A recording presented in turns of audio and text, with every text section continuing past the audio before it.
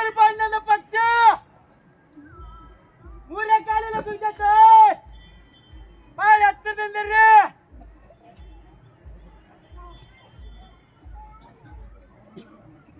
ಕೆಂಪು ಕಾಳ ಬಂಗಾರ ಕಡೆ ಅಂತ ನೋಡಿ ವರ್ಷ ಮುಚ್ಚ ನಂಬಿಗೆ ತುಡ್ದವಾಗ